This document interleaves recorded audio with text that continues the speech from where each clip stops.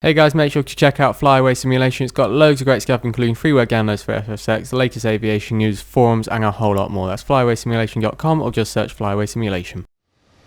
Hello and welcome back to Jack's FSX videos. Today I'm going to be showing you a tutorial on how to taxi. So I'll be showing you the basics, so the rules, what speed you should be going at, the basics of the lighting of the aircraft for taxiing, and what you actually need to steer the aircraft on the ground, whether it's the rudder, the ailerons, or the tiller. So I'll be showing you all of that as well, and I'll also be showing you me taxiing in a few other aircraft. So here is how to taxi.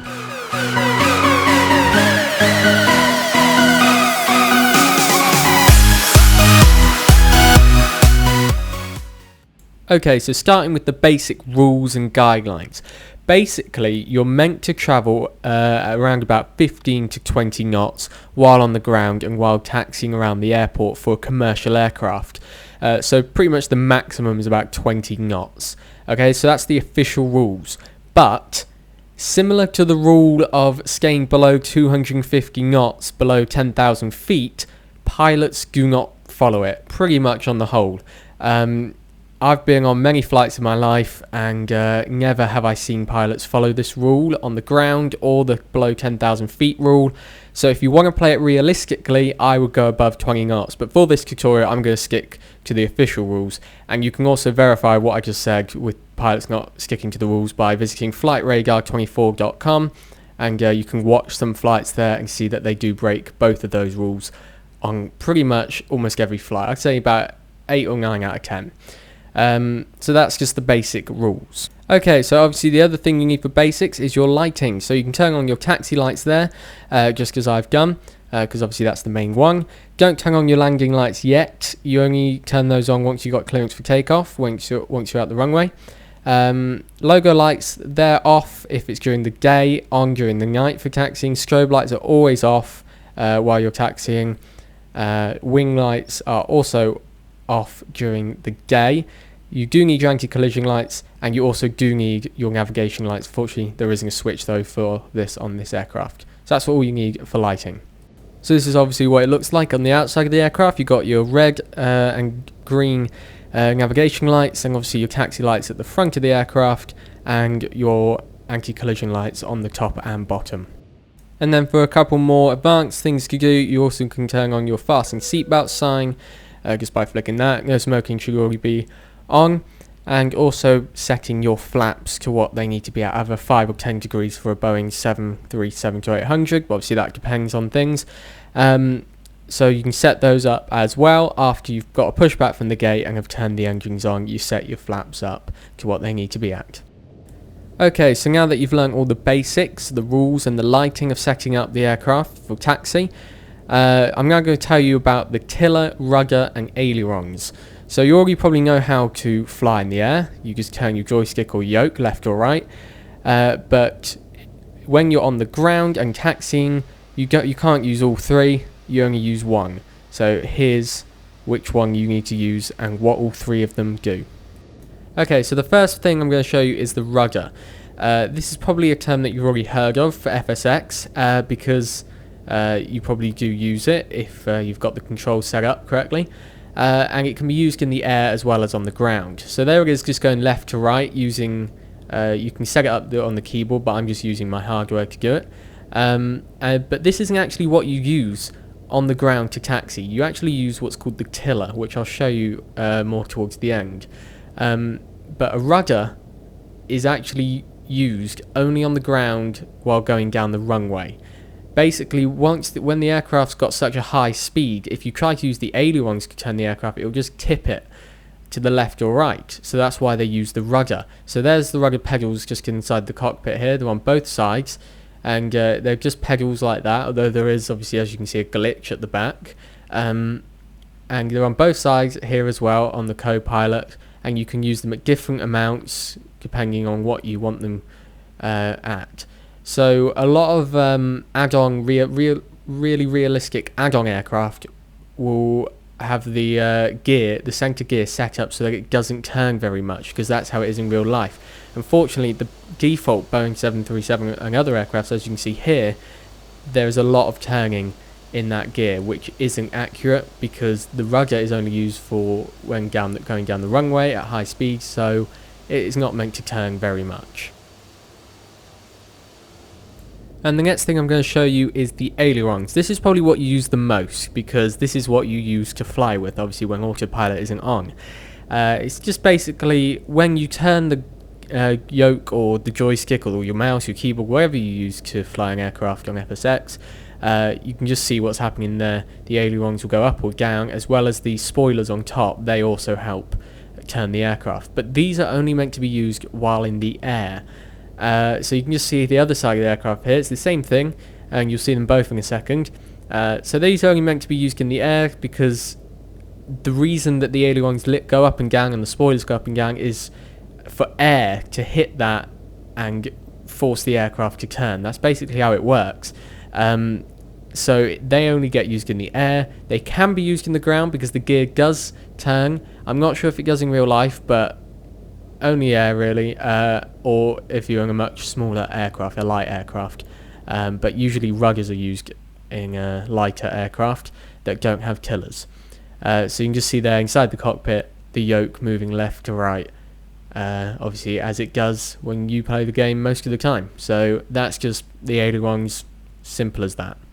Okay, so the final thing I'm going to show you is the tiller. As I mentioned, this is what commercial aircraft pilots will use to steer their aircraft to taxi on the ground. So they don't use the rudder, they don't use the ailerons, only the rudder if it's a smaller aircraft and it hasn't got a tiller. But this is it, sort of like a black handle, so you turn it to go left or right, whatever you want to do. It's usually on each side of the aircraft. I don't think it is in this Boeing 737, but it usually is. And that's basically what's used because it doesn't turn the ailerons when you turn that. It doesn't turn the rudder, so it's got nothing to do with the yoke or the pedals. It's a separate thing that only turns the gears. It only turns the center gear.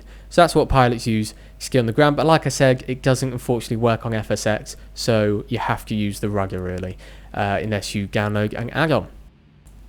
Okay, so we're now going to go ahead and taxi. Like I said, that the tiller doesn't work on FSX unless you install an add-on. So we are just going to use the rudder, which is what I'd say you should use. So out of all three, because the tiller doesn't work, definitely go for the rudder. Do not use the ailerons because that's not what you're meant to do while taxiing on the ground at all. And especially while going down the runway. So I'd say use the rudder on FSX unless you've installed an add-on. I don't know what it's called, but I might leave a link in the description if I find it, and if I look it up and find it. So go ahead and push the throttle forward about 15-20% depending on the aircraft. Some aircraft it'll only be like 5% if it's a light aircraft. Watch your speed on the left there, 005, that's where your speed is, and that's going up. You've noticed that I took quite a wide swing there. I went quite far ahead and then turned left, well beyond the taxi line. That's because that's what you need to do in FSX. If you follow the yellow lines on turns, you're not going to make the turn. You'll come around too early. So you need to go past that turn and then turn left or right. Past the line and then turn left or right. So I'm just going to go to the end here and turn right. And you'll see that I do take a wide swing. You'll see it again when I use the 747 because that's got an even sharper turn on that. You also may want to brake. That's also obviously a good way to get past corners. It slows you right down. You can get more control on the turn. So you can see here that I didn't take as wide a bend, but I still went pretty wide and went beyond the lines here, as you can just see there. So as you can see here, we are lined up, as I said, despite me taking that wide swing. That's what you're meant to do. Now I'm just testing the rudder here, as you can see, and the front gear isn't turning as much, which is more of what it's meant to do, as seen on higher quality add-ons. So while taxiing in general, as I was saying, it's always best to keep an eye on your speed. So as you can see there at the bottom, I'm just reaching the sort of limit that you can go at if you are following the rules, like I said, which is, like I said, also unrealistic. So it's always best to keep an eye on that, and I think it's best to obviously brake if you need to slow down at the corners, like I'm just doing here. But if you're just on a straight, or if it's a slight bend to the left or right, I would suggest just bringing down your throttle, especially if you've got a few seconds or minutes even to bring that down. So you can just see there, I did do brakes for that bend, and usually it will use differential brakes if it's detecting that bend correctly. So again, keep an eye on the speed. It's always a good idea to do that, and I would recommend going at no more than 15 knots around a bend, but at least 5, because if you're going less than 5 knots around a bend slows you down. It physically slows the aircraft down, no matter what you've got, like no matter what percentage you've got your throttle at, whether it's like at 15 or 20, it will slow it down or maintain the speed. So it's always best to get above 5, because then you might end up stopping the aircraft, especially if you're braking on top of that. So I recommend going at around about 10 to 15 knots around a bend. So I'm just coming up here to another bend. So I'm not going to use a brake for this one, because I can see that it's quite a gentle bend to the right, a gentle turn. So I'm just instead going to reduce the throttle back a little bit, and sort of bring it down. So you can just see there I've come down another knot, and I should do again in a second, and just slowly take that bend following the line, obviously, and as you can see, this one was no problem. But now that I can see that I've got stop ahead, obviously I do now have to brake to stop in time. So obviously you do need to do like taps on the brake, which is the full stop key or period key, depending on where you're from, if you're wondering. And then when you come to these bits, always go a little bit further than you think, because it may look like I've just gone past that line there, but if you look outside the aircraft here, I obviously have not. So always go a little bit further than you think for these stops, because obviously the cockpit is ahead of the gear, so I haven't even gone ahead of it with the nose of the cockpit either. Okay, so that's all you need to know for how to taxi. But if you want to see taxiing and a few more tips for some other aircraft, I've got the Boeing 747 and A319, Aerosoft A319 just coming up. So that's all you need to know. If you're leaving the episode there, thank you for watching. Please remember to press like if it did help you out, and subscribe if you're new to this channel. Also remember to check out my other channel, Tectonic. So here's the Boeing 747. Okay, so here's the 747-400. So I'll just taxi with this in a second and show you a couple of extra tips for taxiing with this aircraft. Okay, so the first thing, which is probably something you've obviously already noticed for yourself, is that the 747's flight deck is a whole deck higher than that of any other commercial aircraft that I'm aware of in the world. I can't think of any other that has it. I'm pretty sure there isn't. So that obviously will play a big factor in in judging when to turn and what angle to turn at. So same as always, just push the throttle forward, and obviously this has got 4 engines, so it would be more powerful if the aircraft size was the same, but it depends on your payload and all that. So I've started turning here, as you can see, at the same point that I started turning the 737, maybe even slightly later, and I've put it all the way on the left. Alright, and as you can see just in a second, that I will go a lot more to the left of that taxi line. That is because what you've got to remember with this 747 is that the sharpness that this thing can turn at is a lot, basically. When you start turning to the left or right, it will literally pivot on its back left gears, almost exactly doing that. It's not so much a turn, but more of a pivot with a 747. So that's a big thing that you've got to remember when doing that. So I've just moved over to the right here to line up with the line. So I'm going to again turn right here, and you'll see just how much this aircraft can like sharply turn. So I'm obviously braking again, trying to stay within that range of above 5, below 15. And you can see there that it looks like I'm about to go into the grass. But if you just cut out here, cut outside the aircraft, you can see I'm nowhere near it. Alright, that's what I mean about the perception of this aircraft. It's a lot different than you think when you're inside the cockpit. So you have got to remember that. But a lot of these things are just getting used to it. There's not much I can really tell you to help you, but really just you practicing and getting used to it. So finally we've got this Aerosoft A319 that I'll show you taxiing, which I would say has been the hardest out of all 3 of these aircraft. So the reason I'd say that this aircraft has been the hardest out of these three is simply because I think that the steering on it is really sensitive. I think if you just sort of gently move it to the left, it will swing over quite a lot. But again, these sort of things, they just vary by aircraft, and it's just something that you need to get used to by the aircraft. So obviously in real life, pilots will pretty much only fly one aircraft for a long period of time before switching over to anything else, and even then they'll go through a lot of training.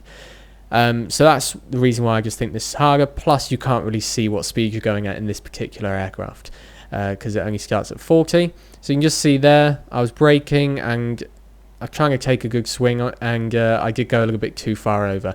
But again, something that you just need to practice at. I rarely use this A319, so again, if I practice at this for a little bit longer, it'll probably be fine to me. Same as a 737 or 747.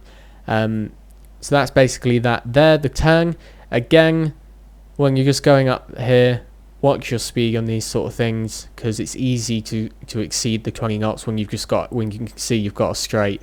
It's easy to go ahead and break that. So remember to keep below the 20 if you're keeping to rules, or if you're going to be more realistic, exceed the 20. But I'd say about 30, 35 is your max, absolute max.